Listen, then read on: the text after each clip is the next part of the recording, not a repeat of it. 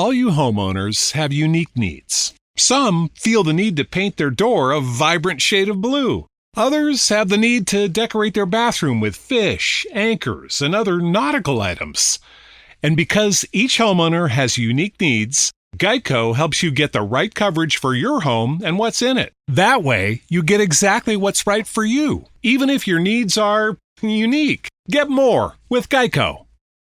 This is Scoot from the Cleveland Sports Fan Network, here to tell you about our new lineup for the rest of 2021 and beyond. We still have your favorites like Oshimida and the Fan on Mondays, our flagship show, the Cleveland Sports Fan, on Tuesdays. Wednesday has the Burley Gunner Show. Thursday is the Four Chubs, a roundtable show hosted by Burley Gunner. And on Friday, Pit Road News, a NASCAR, F1, and IndyCar talk show hosted by Scoot, the Cleveland sports fan himself. New episodes every day at 6 a.m. Eastern. Visit us at redcircle.com/Cleveland-sport-fan.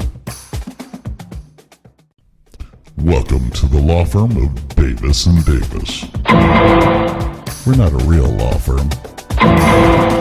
Go ahead, grab a beer, a glass of wine, sit back and listen.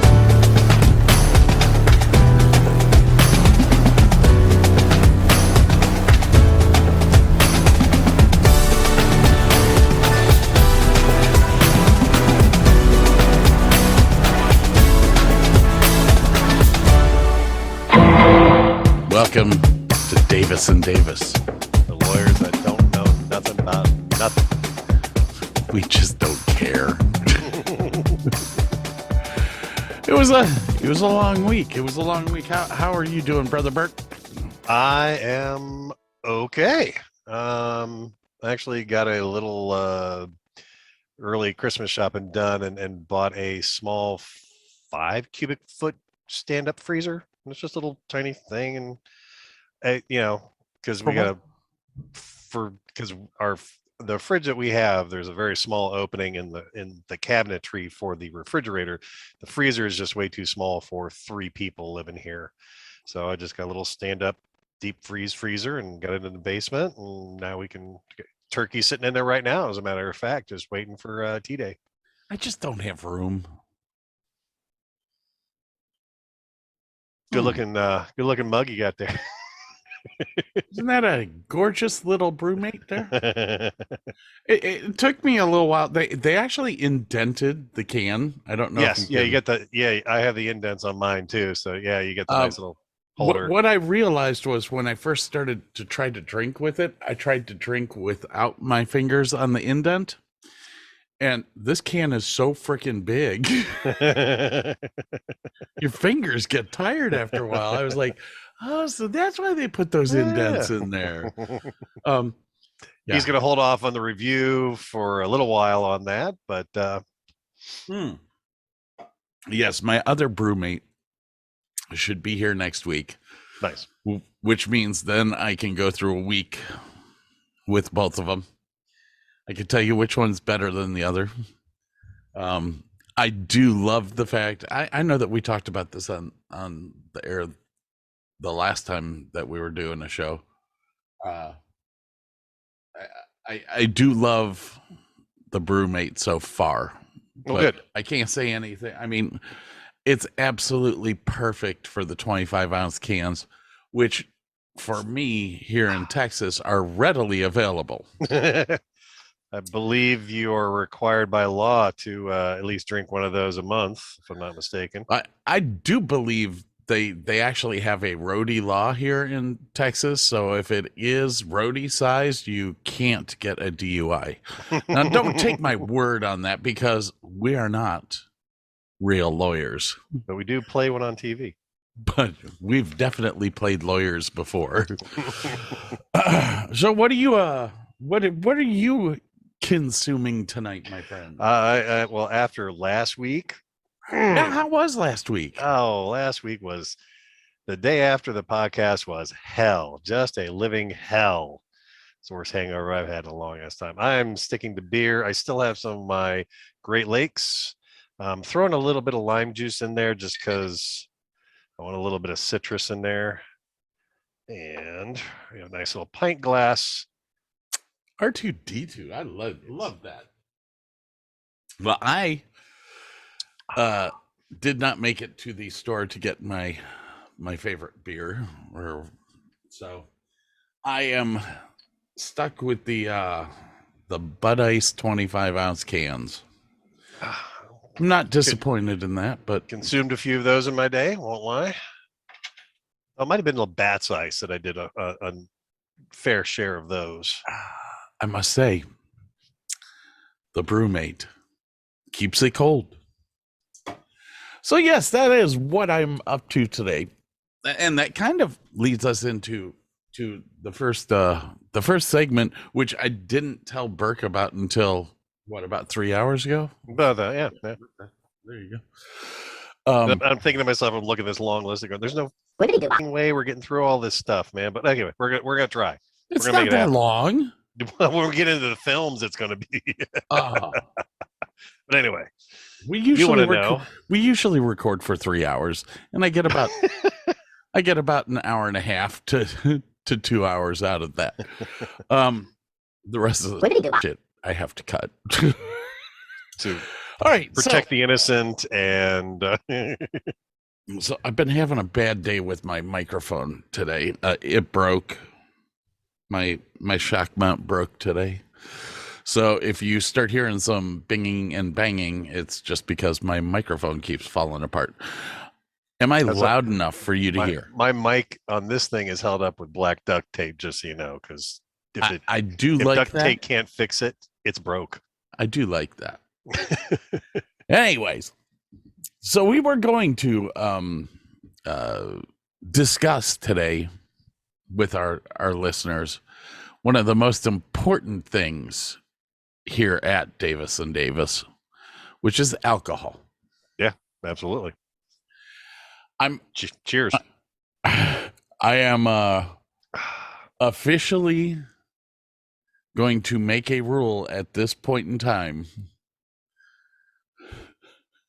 to where anytime somebody says the name of an alcohol itself, or beer or wine, you have to drink. Oh, this is going to be like the high Bob game, isn't it? Here we go. So the blockade that I kind of picked was, what are the drinks that Burke and myself enjoy?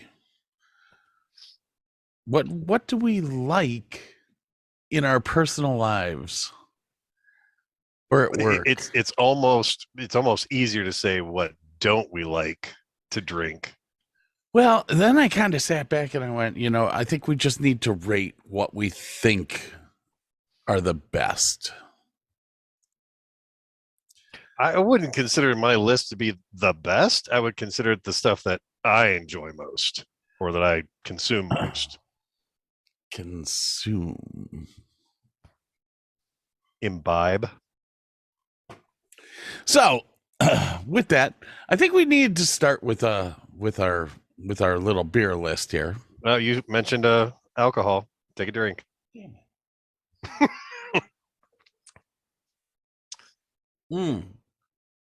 I really should have made that rule shit or fuck, because that doesn't come out until like later on in the show, but then it starts to flow really easy. Alrighty, so the first one is the so we're here on beer. Beer is you just mentioned alcohol.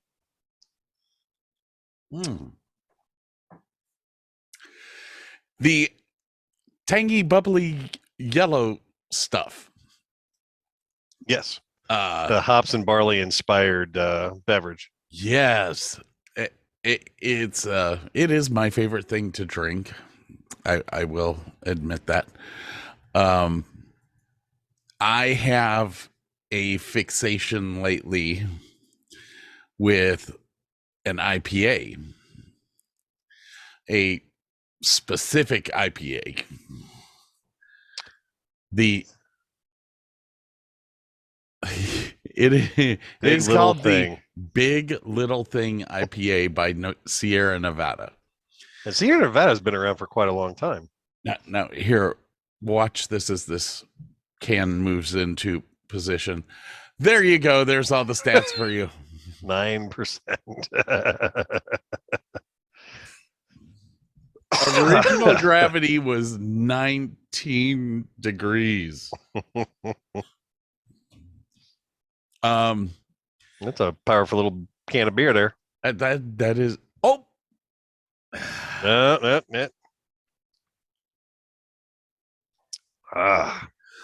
it is a powerfully hoppy full can of joy. And here in Texas, I know things are different in Ohio than they are here in Texas. Here in Texas, a 6-pack of the Big Little Thing IPA runs you about $8.49. That's for a 6-pack. That's nice. Really not that bad for an IPA. Not at all. Nope. An IPA that is at 9% ABV. So yes, that is my favorite hoppy brewed loveliness in my life. I'm kind of with you on that because that's what I'm drinking at the moment. I would probably say I enjoy the shandies, like if they're. Oh, I didn't even think about that. Yeah, because they make some grapefruit and lemon shandies that are, a little sweet but a little tart and just, great for summertime drinking. I enjoy those. I guess my other favorite would have to be Guinness. Oh, and I mentioned a brand name. Yeah, there you go. All right. I only bought 6 25 ounces, so watch it. Just take little sips.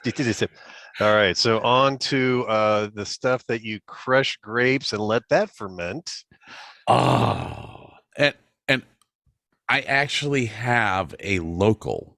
Well, they're no longer local. They used to be local here in Grapevine, Texas. They have recently packed up and moved to, I think it's New Mexico is where they're at now. Anyways, they had a wine. Yeah.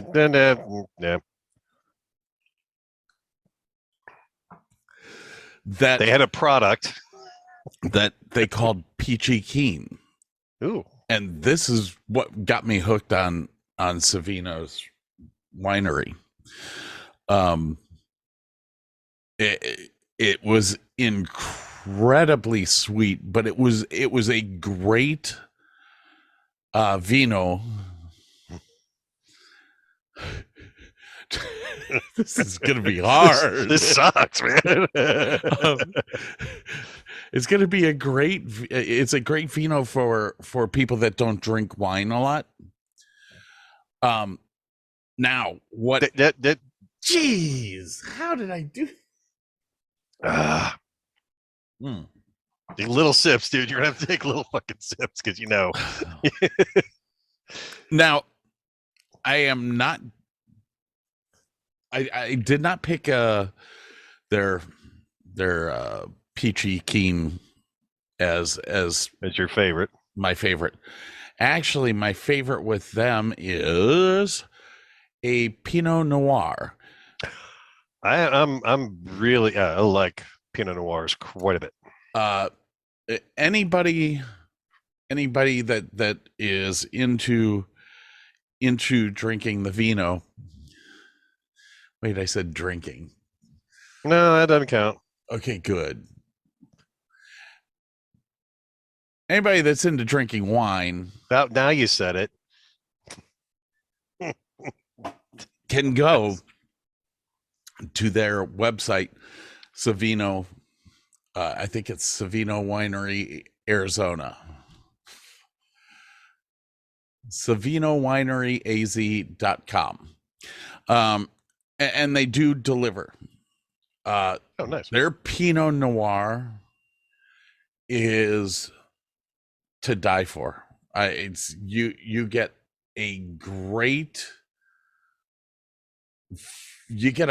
full body flavor to it, but it's got this taste of almost plums.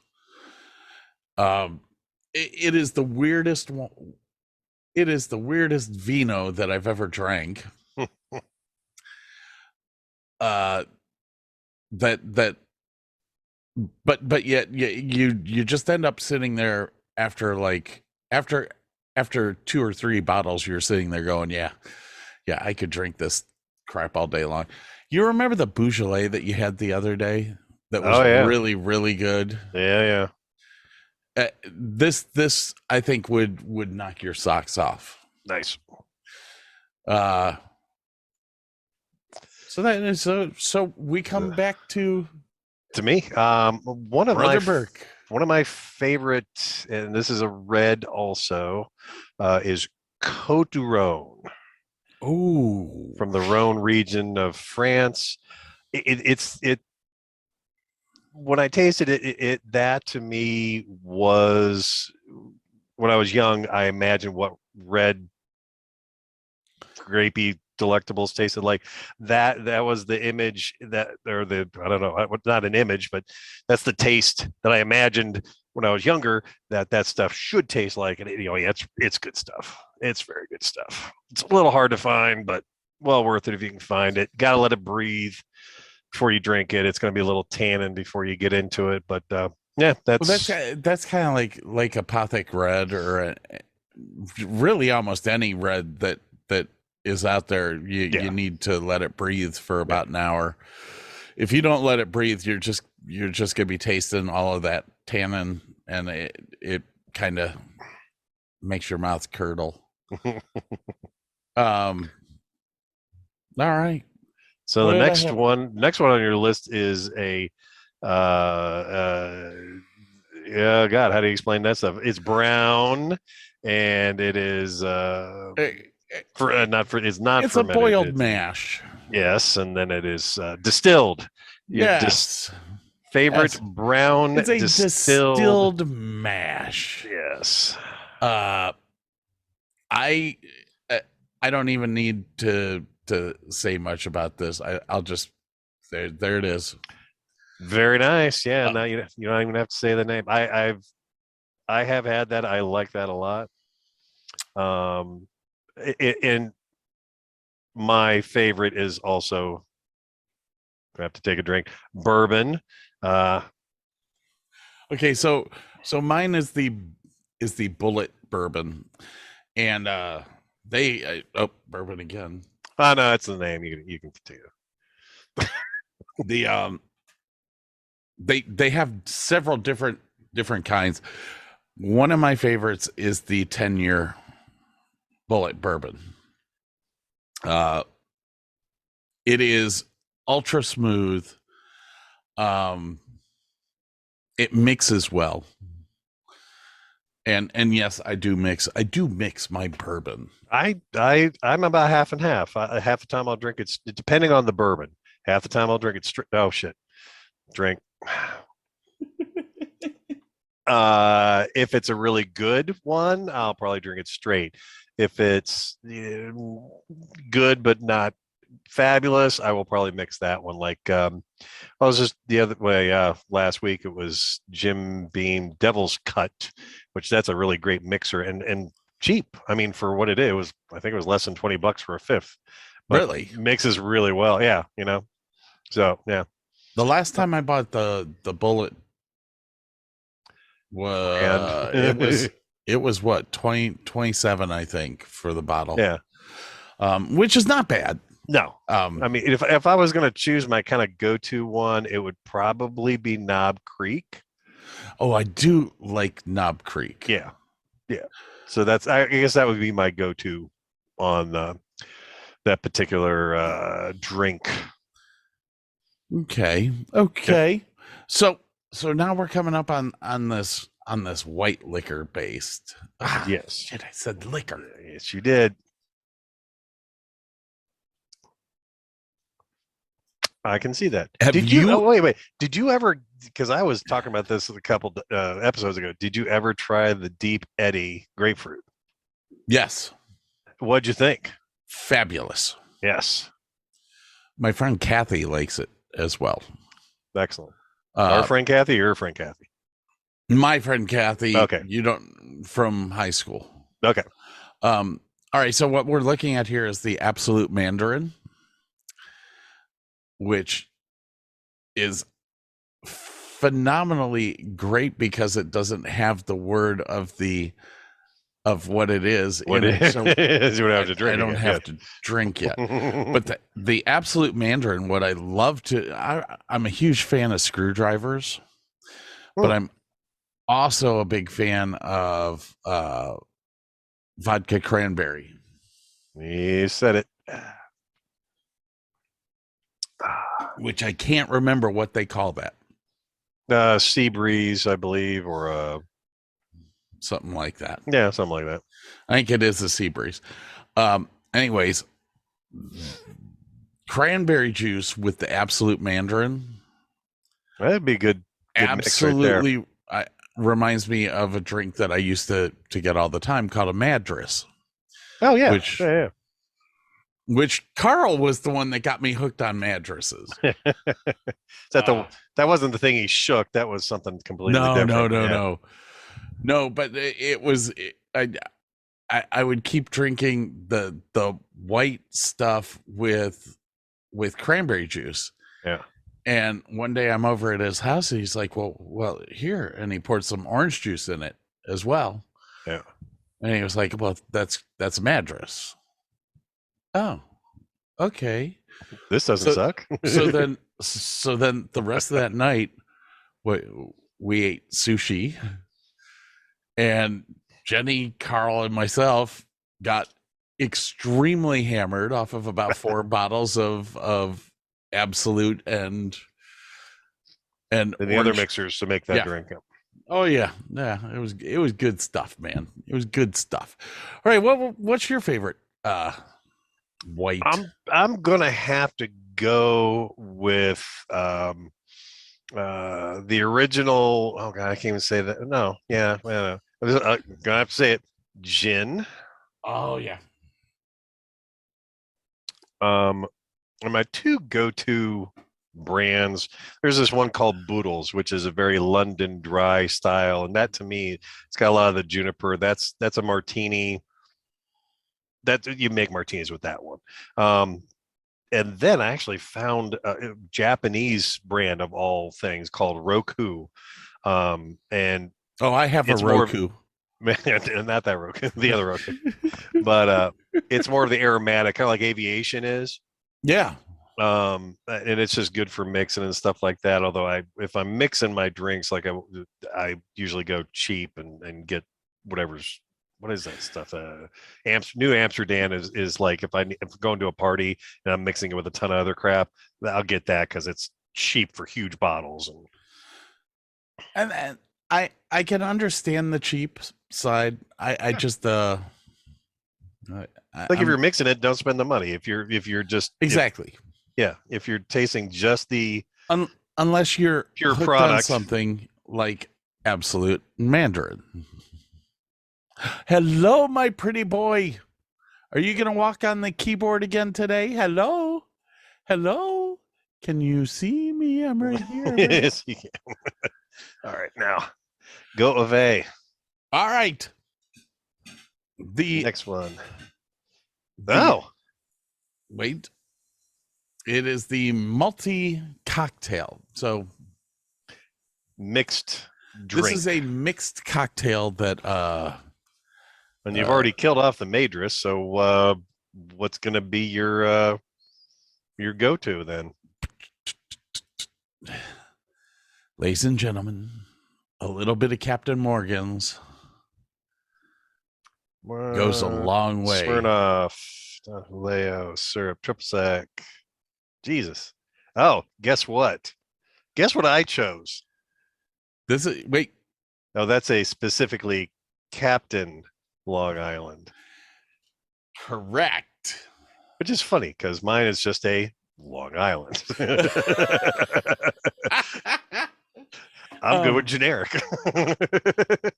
Well, wasn't that was what we always drank at Mr. Cooler parties? the Armadillo.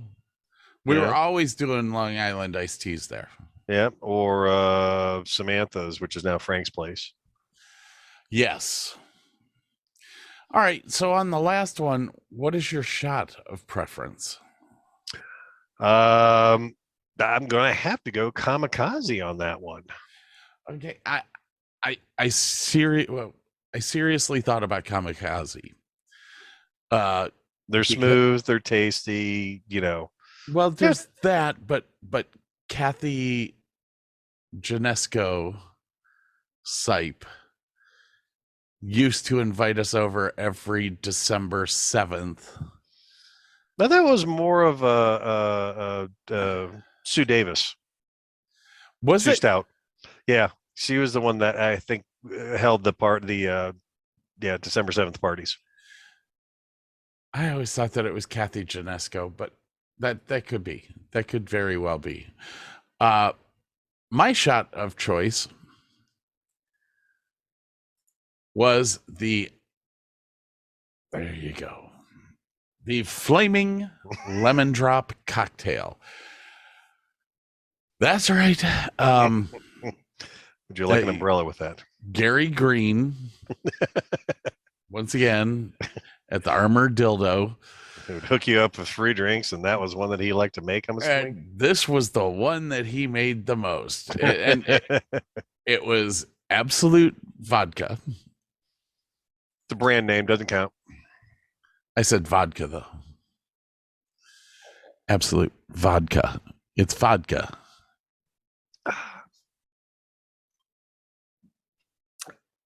Galliano. And 151. 151. You put the slice of lemon on top of the shot after everything is filled in. You pour sugar on top of the lemon. You pour 151 over the lemon. You light the 151. You proceed to wait until the 151 burns out. You take the lemon off. Ladies and gentlemen, please remember this. When you drink this concoction of love, drink where the lemon was. Because that will be the cool part of the shot glass. Because the rest of that shot glass will burn the shit out of your lips.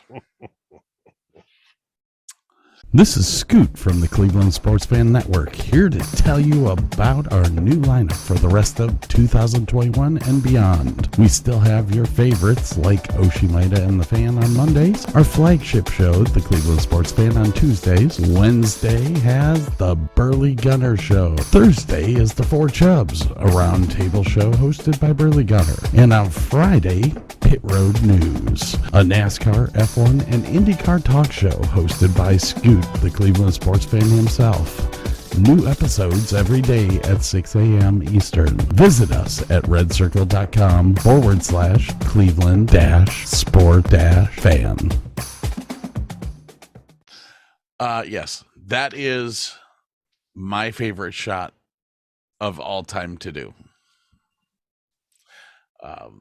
I don't know if that's better than a kamikaze or not. It's definitely more in more. There's more to it. Have you ever had a flaming Dr. Pepper? No, I have never had a flaming Dr. Pepper. All right, I have. All right, people. I'm sorry. I have to look this up now. What the heck is in that one? Because I don't remember exactly what's in it. Because fire and drunk people, there's nothing that can go wrong there. Oh, there was a bar out here in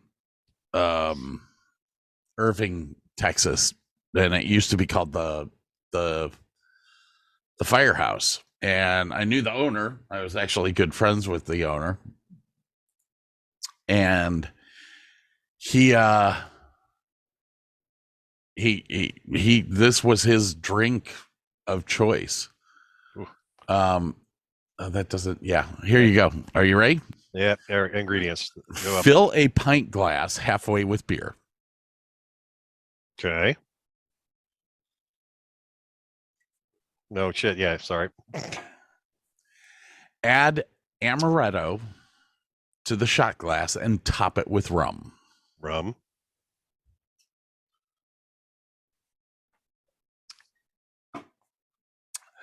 Set the rum on fire. Rum.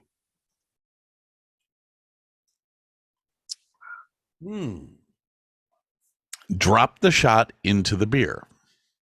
Beer.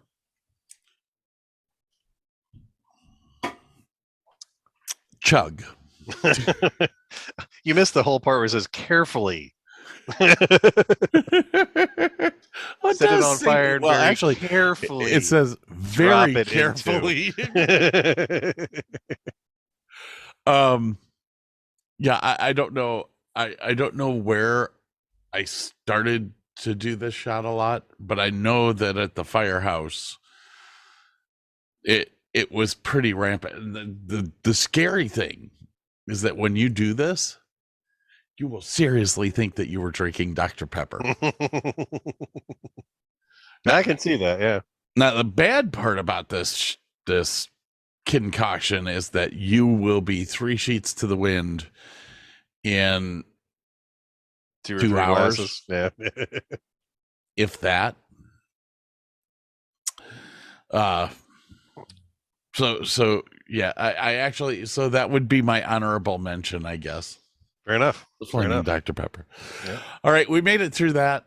Yay. I went through an entire 25-ounce beer just in that. I still got a bit left. I've got things I got to do tomorrow, so I'm not going to get obliterated like last week. So, but the next section that we're going to talk about this evening. Well, before we go there, we're going to take a little break, ladies and gentlemen. We shall return momentarily. 25 ounces in a 12-ounce bladder does not work. All right, we'll see you on the other side. I was tasked with watching a specific movie that my brother talked about called Bubba Ho Tep. Yeah. Now, I screwed up. I watched it. In my drunken haze, I thought he said it was a comedy. And so I'm watching this movie, waiting to laugh for an hour and a half. And I never laughed. And I'm like, what the hell's going on? So we talked a little bit. He's like, no, it's just an indie film. It's just, it's cool. It's a cult classic. And I go, okay, that I can accept. I need to watch it again without the preconception of it being hilarious, because it wasn't, but it had some moments. But Ozzie Davis. Yeah. We talked about Ozzy last week. Yeah. Is playing JFK. The funny thing is, I believe him more as JFK than I did Bruce Campbell being Elvis. Like at the end of the film, I'm like, that could be real shit there. I got a bag of sand up there. But JFK was white. They dyed me this color. Come on. I don't know how somebody in Washington is just going to turn off the switch and I'm gone. I don't know how you can say they dyed me this color. that this movie was not funny. It was not. I did not laugh out loud. I smirked a few times. I love the fact that the mummy sucks souls out of people's asses. Any orifice, any big orifice will do. No, it was where Elvis likened the scarab to the size of a peanut butter and banana sandwich, which, if you know nothing about Elvis, makes no sense whatsoever. I'm giggling at that one. It's the size of a peanut butter and banana sandwich. Come on. My favorite part though is the klepto lady in the retirement home Oh, that who was keeps taking everyone's stuff. You stupid cockroach. I got you now, cockroach. I okay. So essentially what we have figured out is that Burke does not have a sense of humor because this movie is funny. This movie is hilarious to you. I enjoyed it. There were parts that I smiled at and get, we just got different senses of humor apparently. And like I said, I'll watch it again. I don't know. I thought it was a comedy, and I would not call that movie a comedy. It had some dark humor to it. It had some humor to it. But, Okay, I will admit I am into dark humor. I'm into dry humor. Oh, yeah, absolutely. I watch British comedies, okay? Does that say anything? Does that explain it to y'all? I like dry humor. This entire movie is so absurd. You have to laugh. You have to laugh at it. So in the end, you said it wasn't a bad movie. No, I liked it, and I'm going to watch it again. It was because I want to watch it again, and then with a different set of eyes. I know that when we talked about it before, you asked, "Is this like the fifth installment to the Army of Darkness?" No, not in any way, shape, or form. It is not. Bruce Campbell. Okay. Spoiler alert. Spoiler alert. Spoiler alert. Bruce Campbell in this plays the same character. Well, not the same. He plays the character like he plays the character in Burn Notice. The thing is that it's, like I said, it's absurd. It's written to be so outlandish that you're like sitting there going, this can't be real. But by the end of the film, you're sitting there going, well, that could have totally happened. Now, I got a couple of questions. Like, they set up the nurse like in the first part of the movie, and then she like fell off the face of the planet and you never saw her again. I was like, why did we build her up to do something and then she just disappeared? Then there was the whole bit about the electrical house and the weird orderly going, oh, I wouldn't worry about that. There's nothing going on in there. And then they never went in the fucking thing, and that dropped off the face of the earth. So there were a couple of, setups that just didn't pay off for me. That kind of pissed me off a little bit, but I think that a lot of those setups hit the editing room floor. I can see that, and I guess I kind of felt that also. Like there was probably some other stuff going on, and we were just film's too fucking long. We gotta cut it. The whole generator room or generator building scene that they have, there has to be more to it than that. It just kind of, I mean, because the mummy, when you're looking through the mummy's eyes at the nurse, there's just got to be more to it. I almost am wondering if the nurse got knocked off by the mummy, but all of that got, look at that, but all of that got sent to the cutting room edited floor. out. Yeah. We're gonna go with that. We're gonna go with that hypothesis. Yeah. Not every movie's perfect. Cat, what do you want? Well, it wants to be loved. No, it doesn't. This cat's a dick. I want to be loved by you. Which, if you've ever listened to Lords of Acid, they have a much better version of that song. So I think you need to sit back and watch this film again. Yes, I will watch it again. There were many things I appreciated about it. cat yeah. And all the conspiracy theories that I've read about Elvis and everything, this one, it just seems so like plausible that, I kind of dug that aspect of it. It was like, yeah, that shit could happen, but yeah, and then you throw in a fucking mummy. Fucking hey, man, this cat's just not leaving me the fuck alone. The mummy writing hieroglyphs. Yeah, in the when he's taking a bathroom shit. stall while he's taking a shit. This boy's shitting people's souls. Okay. With that, we're delving right into Black Sea. I told Burke we should really, because of the whole Bubba Ho Tep mix up and stuff. I was like, well, maybe we need to do cult classics because there's a whole bunch of them. Oh yeah. So we sat down and we wrote out our list, and then like an hour before the show, Burke writes me. He's like, "Well, we've got to have runner-ups." Or yeah. Well, you said, "Oh, let's do our top 5," and I'm like, "That should work."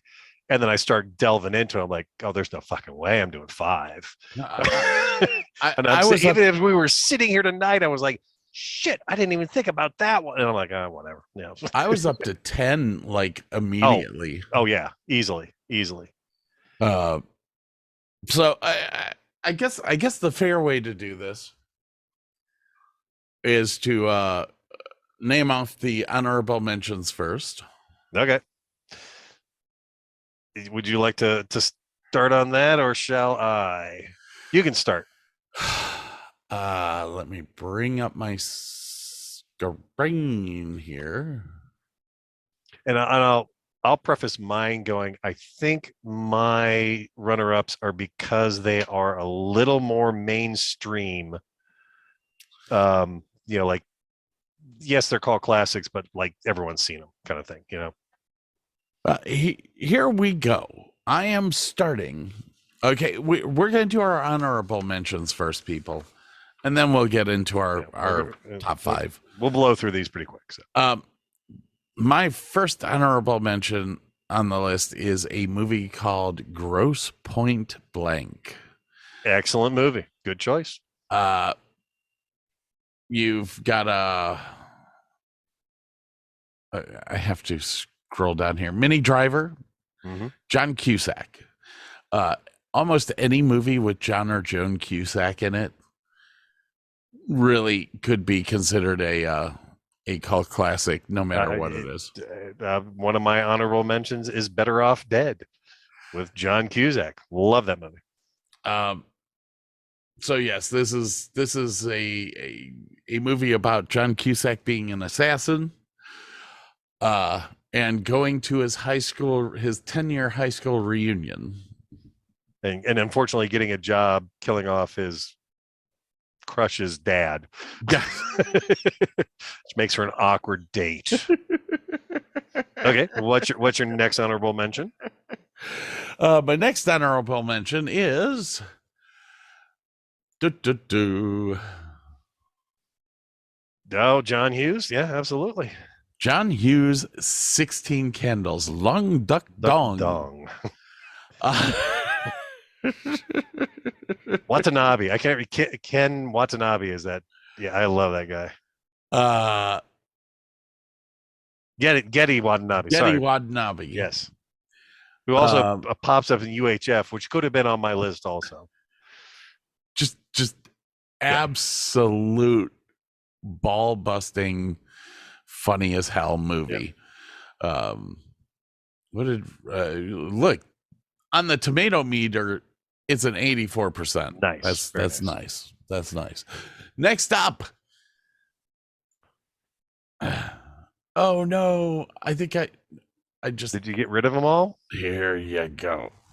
I guess I'll have to do this manually. Oh dear God.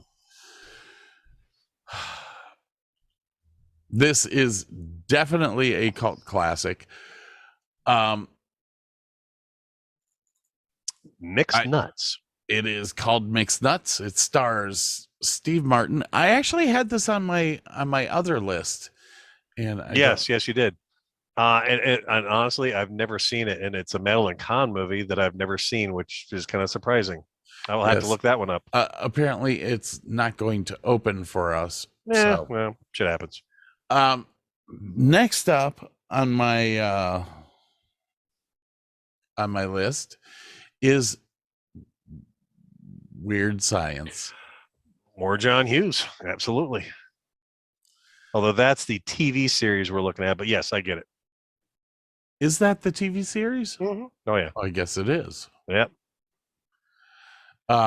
So, and finally, another Anthony Michael Hall. Oh fuck yeah, gotta love that movie. Last but not least is Real Genius, starring Val Kilmer. Yes. Where's my cast here? William Atherton. Such a great bad guy. This man has no dick. Oh yeah, he's freaking hilarious though. John Grease, I love him too, man. Well, John Grease through the whole movie, just coming out of the closet, freaking brilliant. Laszlo. It's a great cult movie. Oh, and then the ending song was "Everybody Wants to Rule the World," which is a great Tears song. for Fears, yes. which, ladies and gentlemen, I will be at the concert at Blossom Music Center. It is the opening concert for Blossom Music Center next year. Nice. Tears for Fears with Garbage. That's going to be a good show. That's going to be a good show. I will be there. Y'all be there. I may actually even call my buddy who used to run the place and see if we can do a podcast there earlier in the day. I believe I may be able to get tickets through work for Blossom also. They have the good parking and all sorts of fun shit. Get on it because they start selling tickets tomorrow. Oh, shit. All right. So, all right. Quick list of my honorables. Yep. Okay. And like I said, Better Off Dead, John Cusack. That was that was almost a trilogy of movies with Better Off Dead, One Crazy Summer, and I can't remember the third one. But they all seem to kind of take place in the same universe. Yeah. The cat, you cannot have my beer. Yes, he can. Okay. So in no particular order here. Spinal Tap. This is Spinal Tap. I totally forgot about Spinal Tap. Yeah, it was tougher than you thought, huh? You know, this one goes to 11. I mean, how many times do you quote that? Yeah. Yeah. Clerks. Oh, Kevin. Oh, come on. What's his name? Kevin Smith. Kevin Smith directed it. And as a side note, I got to see A Night with Kevin Smith at EJ Thomas. And you can watch a ton of that shit on YouTube. Well worth the watch anytime. I actually have the DVD of Night. Well, no, he's done so many of them, but I mean, he talks about anything the audience wants to talk about. A bunch of audience members line up, get in front of a microphone, ask him a question. He'll either have a quick answer or he'll have a long ass story. Cat, I swear to fucking God, I'm gonna beat your ass. Monty Python, The Holy Grail. Because, you know, I say lines from that constantly. And my last honorable mention is Pulp Fiction. Damn. Okay. And this was not an easy list to put together because I was thinking of three more while we were just fucking sitting here, and yeah, it was rough. So anyway, what is your number 5 cult classic movie? Oh, let's see here. You see a boat? I see a boat. Number 5. Spring Break. Yeah, look at that score on the tomato meter. Hell yeah, boy. Well, yeah, of course the audience is double the tomato, but it's only at 41% for the audience score. That's a good cult. That's a good metric for a cult classic. I must say this. Almost every person that was in this movie is a nobody. None of them were good actors, which made it even more exciting to watch. It is ultimately one of the biggest sexist movies you will ever find in the world. It is all about women in bikinis, but it was written in the early 1980s. Yeah, we were quite there, but we were coming around at that point in time. And it is all about a group of gentlemen who go to Fort Lauderdale to party it up. I have to tell you this one piece of trivia that comes from this movie. The city of Fort Lauderdale does not allow spring break any longer because of this movie. That is in the annals of history at that point. Because this movie came out, and lo and behold, spring break in Fort Lauderdale became the biggest thing in Florida. And they finally said, we've had enough. So this is number 5 on my list of cult classics. Nice. This is Scoot from the Cleveland Sports Fan Network, here to tell you about our new lineup for the rest of 2021 and beyond. We still have your favorites like Oshimida and the Fan on Mondays, our flagship show, the Cleveland Sports Fan, on Tuesdays. Wednesday has the Burley Gunner Show. Thursday is the Four Chubs, a roundtable show hosted by Burley Gunner. And on Friday, Pit Road News, a NASCAR, F1, and IndyCar talk show hosted by Scoot, the Cleveland sports fan himself. New episodes every day at 6 a.m. Eastern. Visit us at redcircle.com/Cleveland-sport-fan. I guess we're up to you now. Okay. And there it is up on the screen. Flash Gordon, 1980. 83% on the tomato meter. Oh, damn, that's pretty impressive there. Soundtrack by Queen. Yes. Brian Blessed, if you've ever watched Blackadder series, he was in that. I love him. Max von Sydow. Max von Sydow honestly does a phenomenal. You're going to knock that. Yes, I put a beer bottle up on a thing. The cat's going to knock it off because that's what cats do. Yeah, Max von Sydow actually did a brilliant performance in that movie. Timothy Dalton, that was the first time I ever seen him before he became Bond. I kind of liked him in that. I can't remember his name. Riff Raff is in this movie from Rocky Horror. Yes. He plays Timothy Dalton's sidekick there. All right, so one little bit of trivia. Apparently, and Brian Blessed, the big, boisterous guy and everything, got knighted by the Queen of England, and apparently the Queen of England loves this film and shows it to little kids in her family at the holidays because she absolutely loves that film. And it had Brian do the one line from the movie that he was famous for, or that she liked. So anyway. Well, I have another piece of trivia for you. Do you happen to know where this movie was filmed? I want to say it was filmed in England. Pinewood Studios, perhaps? It was filmed in Dallas, Texas. Oh, shit. Did not know that. And the ceremony room that they filmed in was actually part of the Parkland Medical City. Oh, no shit. It was one of their buildings that was an extension of the Dallas Market Hall. Very nice.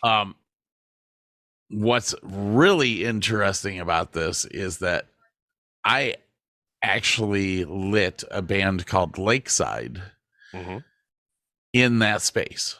Nice. Very nice. And had no idea until halfway through the show that where you that were was where Flash Gordon was filmed. And then I started looking around and I was like, oh my God, that's all the curved columns and no, this is all real. That's excellent. All right. So we are back to me now. Nope. Which is not that one. Nope, you are not back to you. You're back to me. I'm doing my number 4. Oh, yes, we're doing your number 4. Because you said we were doing my number 4 next. Your number 4 Big Trouble in Little China. 74% on the tomato meter. Audience score is much higher. And I will say I would have to go with the audience score on this. No, absolutely. It's stupid and goofy, and yet there is so much good fighting, good comedy. I mean, look at the cast. Kim Cattrall, Kurt Russell. You can barely go wrong. And I guess he had to work out quite a bit for that movie. James Hong. Love that guy. James Hong was good, but Dennis Dunn was probably my favorite in the show. That role was actually offered to Jackie Chan first, just because of who Jackie Chan was. But it was early in his career. He was not known in the States, and his English wasn't that great, so they went with Dennis. But yeah, I love Dennis in that movie. Yeah, I was this movie. I'm surprised that I didn't have it on my list, but I have to say, if you ever get the opportunity to see this flick, it is extremely worth it. It was very entertaining. Made in 1986. The movie is nonstop action. You finally have Kurt Russell playing a character that where he's kind of a little bit off in the brain. He's just having fun. I guess he had the flu when he was filming a lot of that too, so he probably didn't give a flying fuck. I think there's I think there's only one other movie of his that I could sit back and say that he had that much fun in making, and that would be Captain Ron. Yep. Which should be on my cult classic list. Or Overboard. Overboard was good too. Overboard was good. Alrighty, so now we're on to your number 4 pick, which is right here. And that is a funny thing is when he sent me his list, I was like, yep, except for Spring Break, all of those were big contenders for my list too. So that's my now, wait list. A minute. You're list doing Mad Max and not the Road Warrior? Hey, hang on. Or you just you can't take the trilogy. The third one's just a musical. Yeah, sorry, I have to go with the original. Okay, no, fair enough, man. Because this is what started it off. They kept all of the same characters through this is what makes this a cult classic, is that there were 5 movies made after this, all based on this flick. I can't remember number 5. What are you talking about? Well, I remember 4. We have Mad Max. We have Mad Max Road Warrior. We have Mad Max Thunderdome. Right. Then we had What was the one after Thunderdome? I don't think there was one. All I remember is Fury Road. Then Fury Road. So there. Okay, so four. And reading stuff about that original Mad Max is fucking great. The semi at the very end of the film that hits the motorcycle rider. Oh God, yes. The guy driving the semi, it was his truck, and he didn't want to damage the truck, and so they got this huge plywood piece. And then back then the trucks were very square in the front anyway. Painted it to look like the front of the truck, so that the truck wouldn't take any damage. And it's like if you're watching it real close, you can see that. But it's just good stuff. They used to pay people flats, a case of beer is called a flat. They would pay people a flat of beer to use their car or to use their front yard or whatever. It was like they were paying people in beer to shoot on their property. It was just at the time. I think this came out in 1979. I believe so. At the time, there was nothing written like this. Nothing. People saw it and they were like, "Holy crap!" Now I will have to say this: I had a big time making the decision between Mad Max and Blade Runner. Yeah. I had to go with Mad Max because of the fact that there were 4 other movies after that just kept the storyline going. And well, yeah, we're not going to talk about that loosely. All right, we're going to move on to Scott's number 3. Yes. What is Scott's your number 3? What is your number 3 pick? Probably the best off comedy that you will ever get to watch. Rotten Tomato meter has it at 80%, audience score of a 93. It is Office Space. That's because the people watching the movies have actually worked in an office. That's why. Office Space, starring Ron Livingston, Jennifer Aniston, Diedrich Bader from the Drew Carey Show. Oh, and also The American Housewife. Okay. Gary Cole. God, everything I see him in, he's another one of those chameleon actors. I'm gonna have to ask you to come in on Saturday. Yeah. Yeah. Stephen Root steals the show. Wasn't he on Saturday Night Live initially? Who, Stephen Root? Yeah. Oh God, I don't remember. And then you got a bunch of these guys also with the same group going into Dodgeball, which is another great cult movie. I don't know. That was a pretty mainstream movie, but yeah. That's I have to go back to Stephen Root here. Stephen Root and his performance in this movie forced Swing Line to come out with a red stapler. I went online and bought that red stapler from Swing Line. You could actually go onto their website and read the whole story about this. They made a burgundy stapler. They never made a red stapler until Office Space came out. Yep. My red swing line. I'm gonna burn the building down. Excuse me, I believe you are my stapler. I used to use the boss switch, but I switched to the swing line. I just did not do the staplers quite as well as the boss switch did. So I haven't been paid in over a month. Yeah, we're gonna have to ask you to move down into the basement into storage lockers. See, yeah, great. All right, sir. Let me bring it up here. What is next on your list? Oh God, this is one of those totally messed up. This is Brazil. by Look at that freaking Gilliam. score. Yeah, it's weird because the audience likes it less than the tomato meter. It's kind of the original dystopian movie.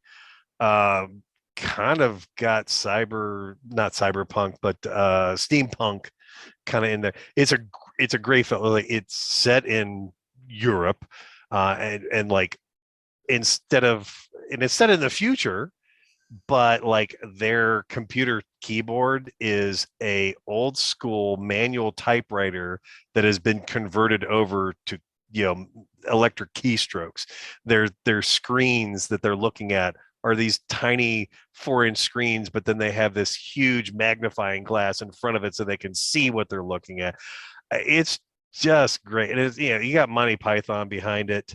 You got Catherine Hellman in this movie. If you've never seen it, it is worth at least one watch. Don't expect a happy ending out of this bad boy. You ain't gonna get it. And that's another reason I like this movie. It is a tragedy and it sticks to its guns. But then Bob Hoskins and then Robert De Niro pops up out of fucking nowhere. It was this great character. But yeah, no, it's a great film. Michael Pallin's in it as well. Mm-hmm. Oh yeah. But it's like the bureaucracy of Office Space times 10 in this movie. Okay, Jim Catherine Broadbent. Hellman from Soap. Yes, which I love that. Jim Broadbent, if you've ever watched any of the Harry Potter movies, he's in the Harry Potter. Terry Gilliam is a writer and director who is just fabulous. That's right. Jim Broadbent plays one of the professors. Mm-hmm. Peter Vaughn's in it. Oh yeah. Oh, there's some big names in this thing, and you're like, even Ian Holm, from the Fifth Element. Wow. Yep. All right, I might have to watch that. I've never seen it, but then again, you are kind of telling me that it doesn't have a good happy ending. So nope, but and then the music is excellent and blah blah blah blah blah blah. So I guess anyway, no, we need your next one. Yes, we do. My number 2 pick, and God, this was tough. Is going to be Hackers. 95. Well, 1995. Yeah, we had to have computers back then. Yep. Angelina Jolie's first major starring role in a movie. Kick-ass soundtrack. I think I actually own the soundtrack somewhere. But yeah, I can't say enough good about this movie. And granted, when they're talking computer stuff, they're talking about 14400 284 modems. There was no, it was all dial up. It was all, but yeah, just some great stuff in there. The visuals are fantastic.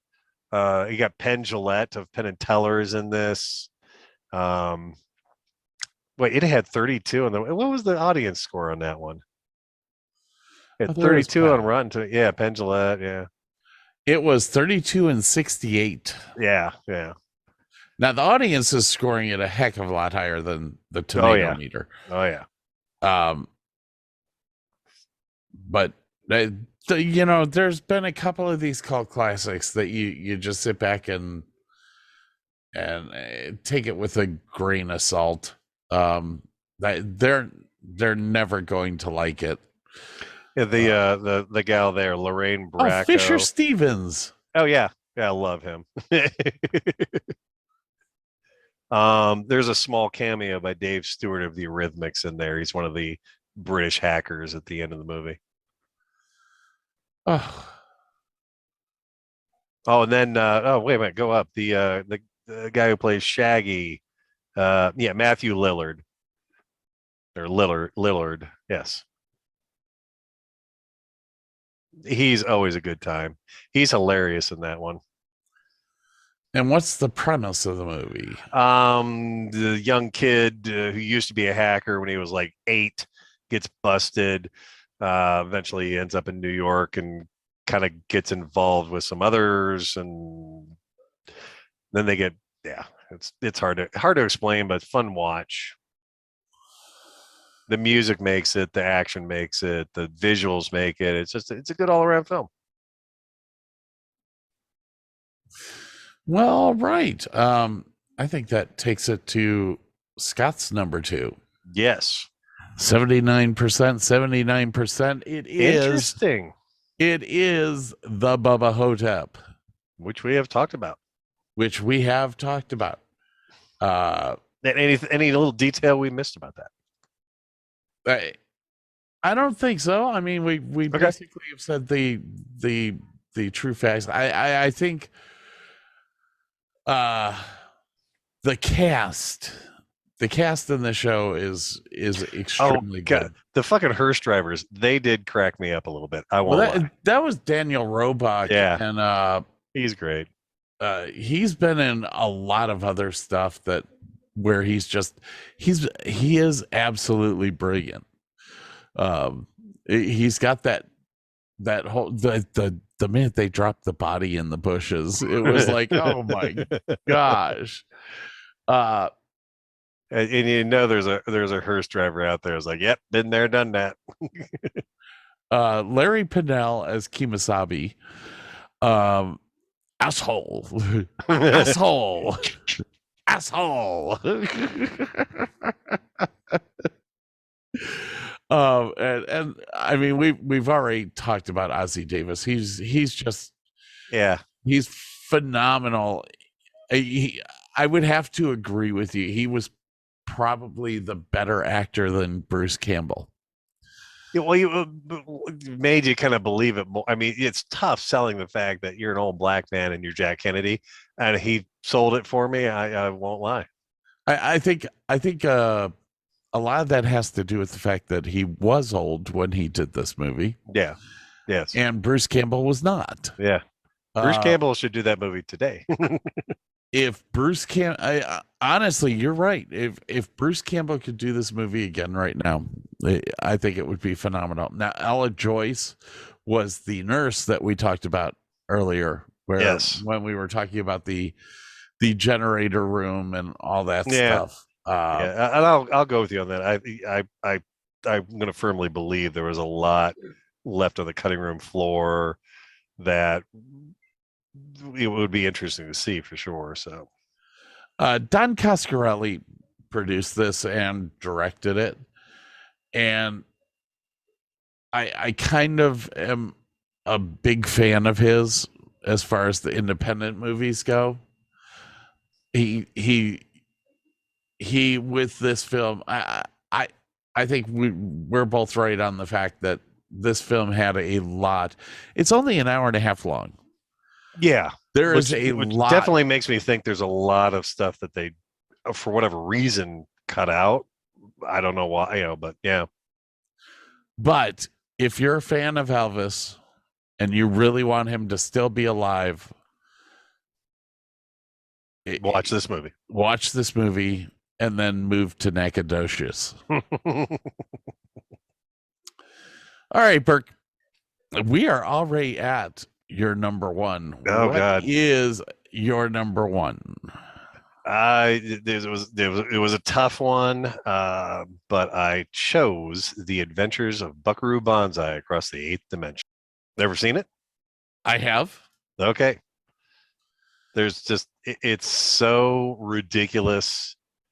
It's so stylized, and let's go. Yeah, check out this cast: Peter Weller, John Lithgow, Ellen Barkin, Jeff Goldblum, being the Jeff Goldblum that they just said, go be Jeff Goldblum. Just be Jeff Goldblum. Christopher Lloyd, and all these side characters were somebody, you're like, and Clancy Brown, who I absolutely love, and that's the voice of Mr. Krabs. You know, Vincent Schiavelli, who was also in Better Off Dead, and just he's kind of a creepy Vincent dude, but funny. Schiavelli is Yeah, freaking the best. Yes. Off character that you could ever find. Yakov Smirnoff, I totally forgot he was in that movie. Jonathan Banks. Jonathan Banks. Okay, Breaking Bad. I've always loved Jonathan Banks. He plays a great bad character. And for those of you who don't know him, look him up. You will have seen a movie or something that he has been in. He generally is a bad guy. But he's phenomenally good. Now the whole point to the Buckaroo Banzai. Is there a point? I'm not quite sure, but I don't think any of us can actually explain what the point was to that movie. I mean, there's like an alien invasion was kind of the overall thing. It was funny because there was originally an alien invasion, and they covered it up with Orson Welles' radio broadcast, which is just brilliant to kind of pull that in there. And it's just, but yeah, God, it's stylized. It's just, and Peter Weller does a great job. Jeff Goldblum just, he's always a win for me. So, but Jeff Goldblum, especially in Buckaroo Banzai, he is just Jeff Goldblumiest. Well, I mean, come on, think about it. When he did Jurassic Park, he played Jurassic Park. He played his character as Jeff Goldblum. No, I'm going to disagree a little bit on that. I would say Jeff Goldblum played Jeff Goldblum in Thor Ragnarok. Okay. Yeah, because he was just fucking out there. He would say a line and just not finish it and stare off in the distance as if everyone understood what he was going to say. That was his whole line, was silence as he stared off in the distance. It was great. I think Jeff Goldblum has acted as Jeff Goldblum in like the past 10 flicks that he's done. And God bless him for The Fly, Jurassic Park. And then the slightest bit of trivia in there. They had some bit about watermelons, and they were going to talk about dropping watermelons into places that had no food, blah, blah, blah. They actually put it in the movie specifically to see if the execs were actually watching the dailies. If the execs didn't mention the watermelons, they knew they weren't watching the dailies and they could do whatever the hell they wanted to. So. All right. We're on to my number one.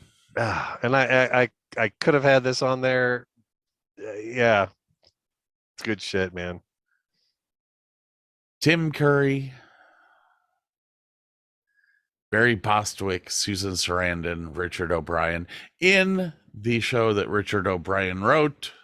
As a stage show for London initially, that then became a movie. It is the Rocky Horror Picture Show. Probably my favorite cult classic, the movie that I have seen 472 times now. But did you ever dress up as Frankenfurter? I played Frankfurter at the Cedar Lee Cinema in Cleveland Heights. Thank you very much, folks. I played Frankenfurter, and I cannot remember the name of the theater, but Cuyahoga Falls, where they used to play it every midnight. Good old Caucasian Falls. Yes. The premise of this movie, there is no premise. No. It is just a whacked out piece of sci-fi that you don't realize is sci-fi until the end. Yeah. Meatloaf, bless his soul. this was actually written in, I think this was written in 1975. I don't even know when did they, 1975 is when the movie was made. So this was probably written 1970. Yep. 70, 72, somewhere in there. Yeah, off Broadway in London. I think they took it to off Broadway in the States before it became a movie. And Meatloaf, I believe, originated his role in the London cast. He was just coming off of doing the movie Hair. And no, wait a minute, I'm getting this a little screwed up. No, he was replacing one of the guys on the off-Broadway cast. And the guy that he was replacing is like, yeah, the one line is so fast you can't get all the words in. Don't worry about it. And Meatloaf's like, I can do it, and he could. He was just that good of a singer, and yeah. This is where I kind of fell in love with Tim Curry. Tim Curry is always a win. Yeah, I actually watched a video of him the other day on YouTube, and it's a recent one, and he's kind of confined to a wheelchair now and can't talk well. It's almost like watching Val Kilmer. Jeez. I understand age catches up to all of us. Yes. And we will, like, at some point in time, I'll be in a wheelchair. I know that. You'll have a V6 engine attached to it, but yeah, absolutely. It'll say Morgan and be made out of wood.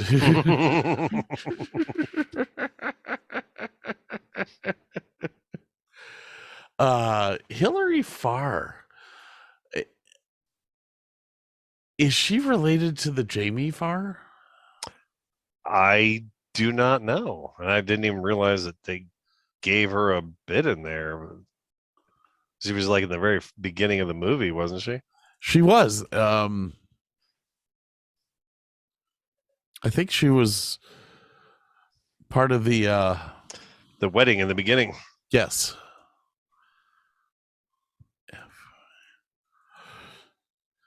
Well, let's find out. Nothing on IMDb. This is Scoot from the Cleveland Sports Fan Network, here to tell you about our new lineup for the rest of 2021 and beyond. We still have your favorites like Oshimida and the Fan on Mondays, our flagship show, the Cleveland Sports Fan, on Tuesdays. Wednesday has the Burley Gunner Show. Thursday is the Four Chubs, a roundtable show hosted by Burley Gunner. And on Friday, Pit Road News, a NASCAR, F1, and IndyCar talk show hosted by Scoot, the Cleveland sports fan himself. New episodes every day at 6 a.m. Eastern. Visit us at redcircle.com/Cleveland-sport-fan. The president of Hillary Farr's design office located in New York and Toronto. That's the only trivia about her. I don't know. Where was she born? If it was Toledo. No, it was Toronto, Ontario, Canada. Probably not. It is her maiden name. Farr is her maiden name. She is from Canada. So not related to Jamie. So I do not believe that she is, Farr married Canadian TV producer Gordon Farr in 1982. They had one son. They divorced in 2008. And she used to be on Labau. No, she was a Labau originally. She used to be on the what was that show on HGTV? It's right there. Hold on. Love It or List It. That is it. I did not realize she was in Rocky Horror. She's in like there for what, 15, 20 seconds. Holy cow. So there you go. That was my number one. And that was a good one. You were concerned that we were not going to get through this list, and it literally only took us about an hour. Yeah, well, we had a schedule, we had a outline, we had a structure. I'm gonna have to make a block D the next or what's our next block? I don't know. Favorite toilet seats, yeah. I mean, I couldn't get too far into it with you though because you're not drinking tonight. Not heavily, no. Because I broke Still recuperating from last week. I broke you last week. Yeah, well, that bourbon will do that to you. Oh, bourbon.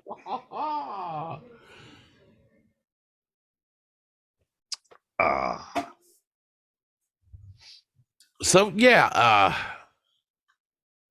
good flicks on that list. Excellent ones.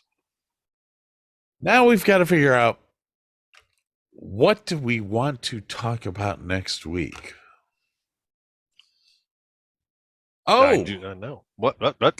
Oh, I leave for Las Vegas on Friday. Okay. Going to the LDI conference, which is Live Dimensions something Yeah. DOO economics.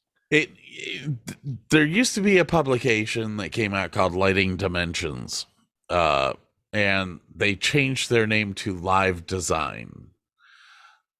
So it's now Live Design International. That's what it is. Live Design International. One of the big trade shows in my line of work. I'm actually surprised that they're having the show this year because of all the restrictions in Las Vegas. But I said, screw it. I got my vaccination. I'm going to go and try to make some money. But at the same time, I'm going to be taking a whole bunch of video. Nice. So we will most likely next week be discussing the new items that are coming out for the professional theater world. This is kind of like an unboxing video almost, wouldn't it? Yes. And this will be one that I will post on the YouTube channel so that people can actually see what you're looking at, the video of the stuff that we're looking at. Now, for those of you that don't know, Burke and I went to college together for theater. My degree was lighting design and technology, and BFA in lighting design and technology. I don't know what Burke's was. I think his was partying. Yeah, pretty much, and blown off classes, and yep. Then I ran out of money, and that was it. Burke is the whole reason that I didn't join a fraternity. You didn't have to. I was all signed up to be a Fiji. I was because the Fijis partied a lot in Akron. Oh yeah. Plus they had purple, so I was all excited about that. And then Burke looked at me and said, "No, we don't do, we don't do that here. We don't do that stuff here in Gazetta Hall." I think we took a poll and asked I think there was one person that was in a sorority or a fraternity, and that was it. Oh man, wasn't it Karen, the little blonde girl? Oh god, I can't remember her name. Or I think she was in music. Was she in music? I think so. Karen. That may not be her name. I'm just yeah. Here's the thing. There was a Karen that lived with oh come on, my brain is not working today. Janisco or somebody else? No. Kelly Repas. Rapaz. Karen, I can't remember Karen's last name. She wasn't blonde though. Well, she was kind of a blondish red. Extremely curly, but it would not surprise me if Karen was in a sorority because she was just kind of that type of girl. No, she had that personality, and I'm sure she enjoyed herself, and they enjoyed her.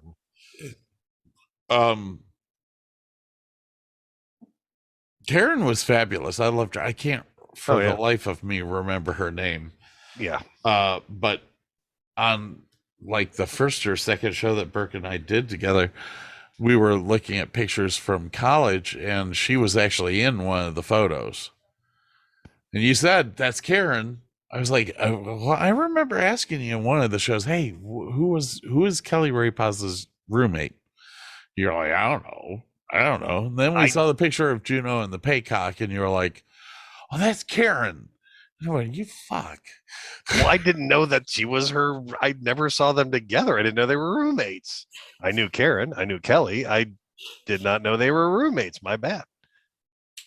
God, I can't remember her name now. And honestly, I wouldn't remember because all you and I did was play euchre, Smoke and drink and smoke, and then play drink euchre and play euchre and drink. smoke. Did a show every now and then. Then we drank after the show, during the show, smoke during the show. We didn't drink during the show. Oh, you didn't. I did. But I was up in the light booth, so I was able to. You get little hidden places. Now, Kathy used to get pissed at me when I was sit up in the booth and drink, but wonder why. we were doing Godspell in Colby Hall. Oh, this was one of the student productions. So really? Yeah. And Kathy was the lighting designer. I was brought in to run the light board. And I'm there, and I've got my cooler, and I've got my beer, and I'm absolutely so I'm sitting there drinking my ass off like halfway through the show, and she comes into the booth, and all I hear is, "What the fuck are you doing?" What are you talking about? This is doing lights and drinking a beer. This is the easiest freaking show I've ever freaking had to run.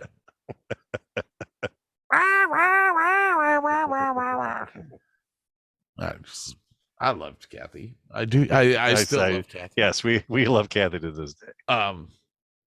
Kathy now works prestigiously at Butler University. Good for her. Good for her. She was not like Burke and I. Butler wouldn't hire us. No.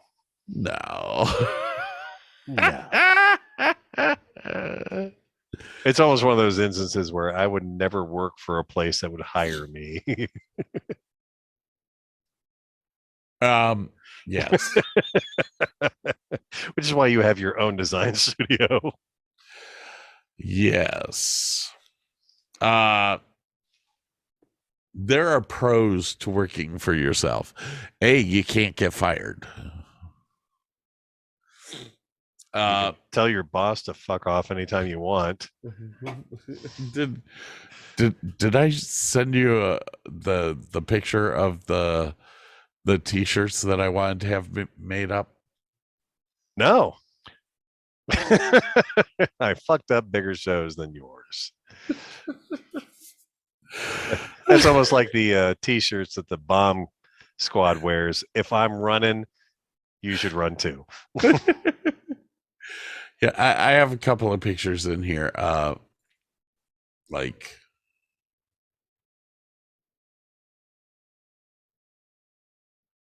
can you see that one? I fucked up bigger shows than yours. Yeah, I see that one. Oh wait, no. Let me switch. Do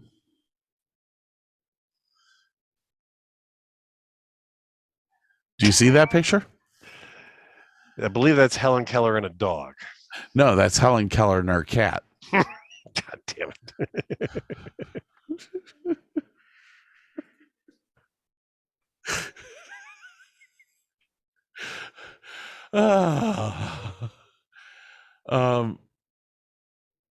Let's see here. I know I have more good ones here.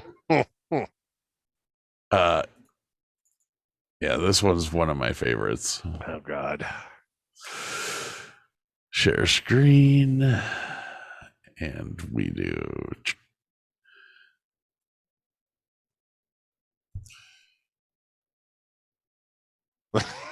When someone tells you it can't be done, it's more a reflection of their limitations, not yours. That is so true, though, isn't it? One of my favorite ones is I can explain it to you, but I can't understand it for you. All right. There's this one. My pride and joy. I have to find the my Ben Franklin. Oh dear God. Oh, okay. So this is something that I can actually talk about. Ben Franklin is one of the founders of America. He was one of the people that signed the Declaration of Independence. True. The thing about Ben Franklin is that he was kind of an asshole. He was a man who didn't have very many fucks to give, I think, which kind of made him an asshole. And he was a pretty smart guy for his time, and the people around him were people of the land, morons. So yeah. What a great way to put it. They were fucking morons.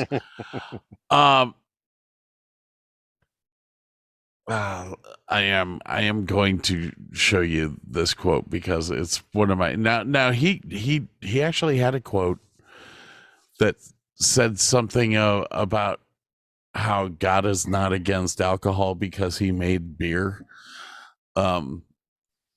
which was a great quote. I was like, oh my God, this guy is full of it. Ben Franklin.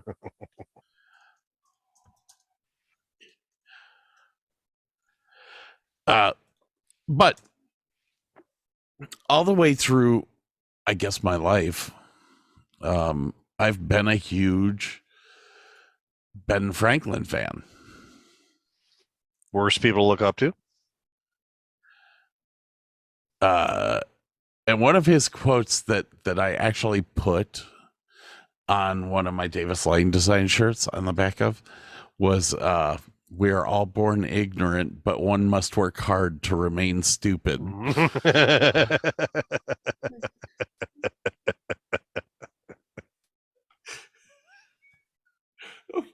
Okay, now you have to admit, it's what 2021 right now, right? And a quote 1875 from the 1700s is still 1700s pertinent as it was then. Oh yeah. Now, Ben Franklin, how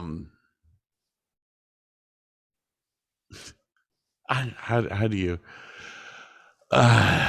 Okay. Here's how we're gonna do this.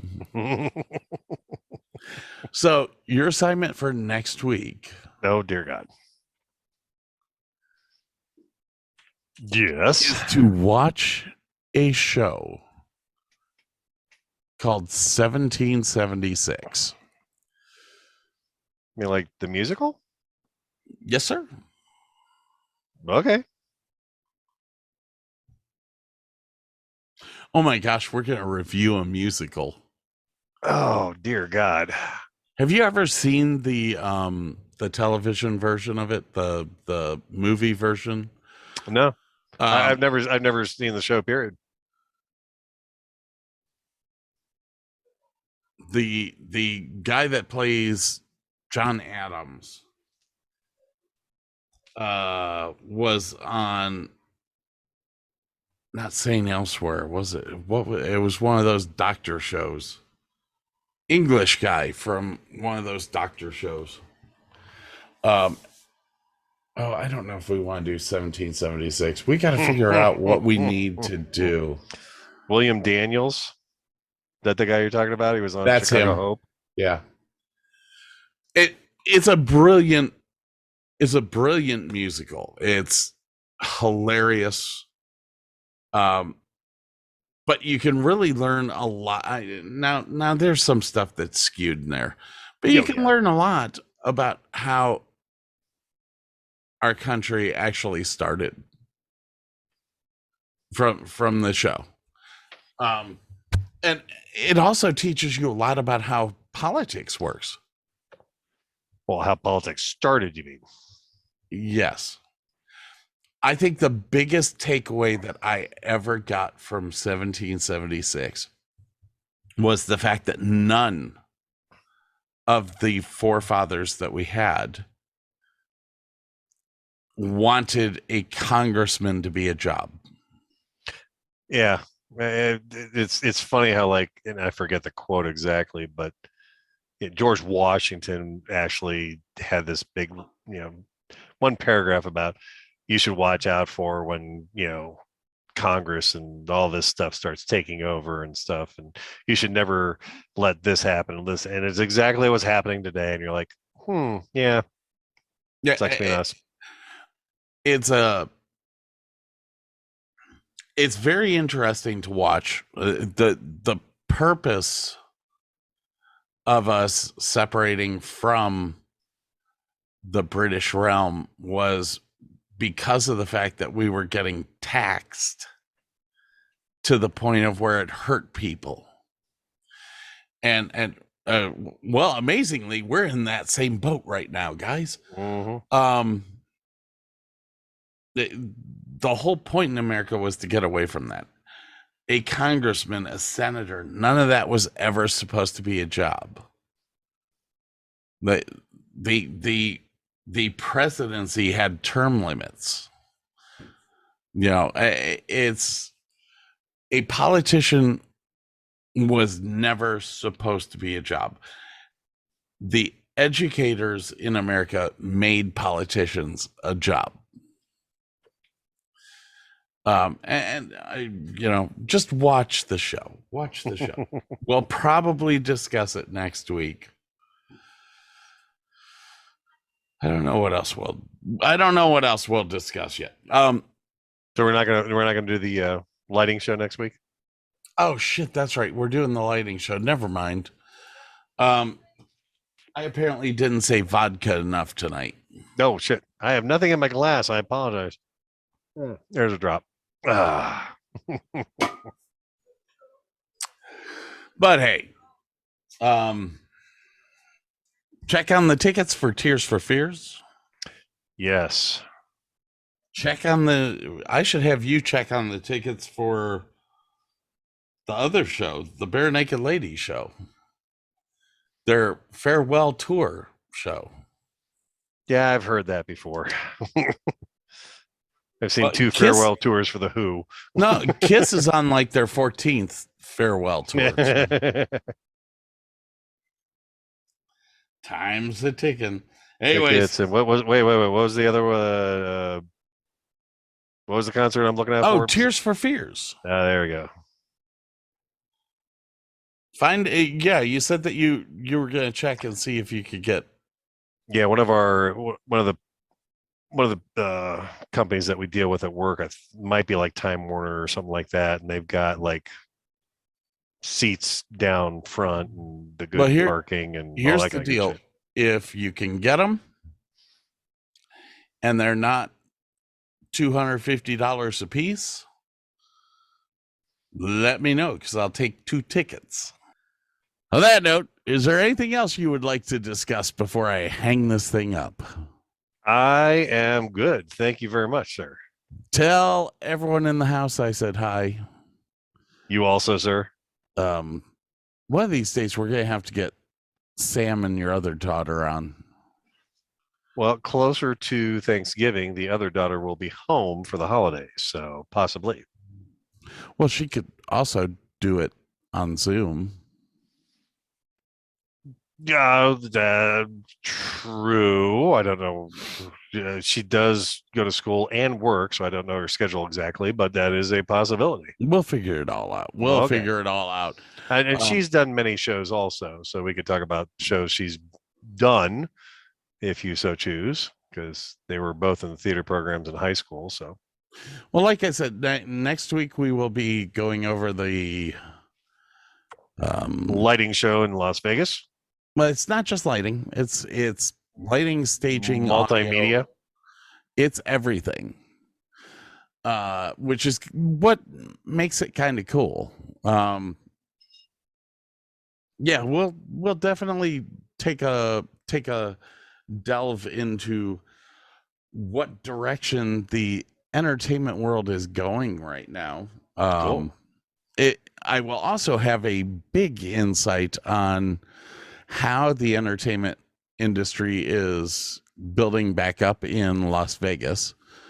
I don't know if it's building up. I don't know what's happening there. From what I've heard, they just don't care anymore. So there you go. Alrighty. All right, man. I will catch you later.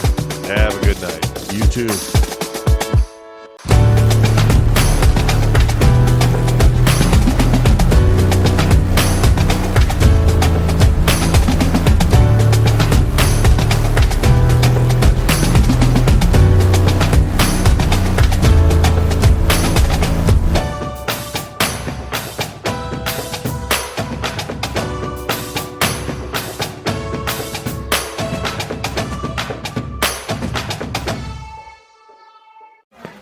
Yeah, sure thing. Hey, you sold that car yet? Yeah, sold it to Carvana. Oh, I thought you were selling to that guy. The guy who wanted to pay me in foreign currency, no interest, over 36 months? Yeah, no. Carvana gave me an offer in minutes, picked it up, and paid me on the spot. It was so convenient. Just like that. Yeah? No hassle. None. That is super convenient. Sell your car to Carvana and swap hassle for convenience. Pickup fees may apply. Taxes was feeling so stuck. Sitting in traffic, squeezing into a parking spot, all to squeeze in getting tax help during your lunch break. Now Taxes is a TurboTax expert who does your taxes for you, while you go about your day getting real-time notifications about their progress and the most money back guaranteed. Now this is Taxes. Intuit TurboTax. Get an expert now on TurboTax.com. Only available with TurboTax Live Full Service, real-time updates only in iOS mobile apps. See guarantee details at TurboTax.com/guarantees.